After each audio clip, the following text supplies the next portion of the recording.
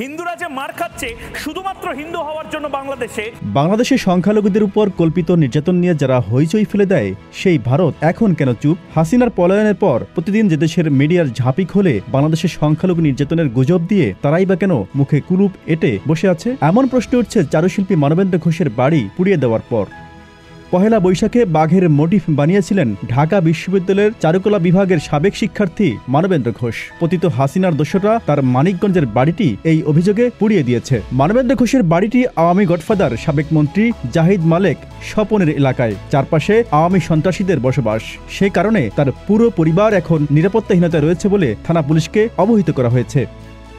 এদিকে বর্ষবরণ শোভাযাত্রার অগ্রভাগে হাসিনার যে মোটিভটি প্রদর্শন করা হয়েছে তার প্রধান কারিগর এই মানবেন্দ্র ঘোষ এমন প্রচারণা চালিয়ে আওয়ামী লীগের ফেসবুক যোদ্ধারা আগেই প্রকাশ্যে তাকে হত্যার হুমকি দিয়েছিল। নিঝুম মজুমদার থেকে শুরু করে অনেক চিহ্নিত আওয়ামী দোসর তার উপর হামলার নির্দেশনাও দেন। এরপরই তার বাড়িটি রাতের অন্ধকারে পুড়িয়ে দেওয়া হয়। সংশ্লিষ্টরা বলছেন, গণহত্যাকারীদের বিচারে শিথিলতা প্রদর্শন করায় এমন ঘটনা ঘটানোর দুঃসাহস তারা দেখিয়েছে। ঘটনাটি আওয়ামী লীগের অপকর্ম হওয়ায় এ নিয়ে কোনো কথাই বলছে না ইসকন কিংবা ভারতীয় মিডিয়া। Z news, Dhaka.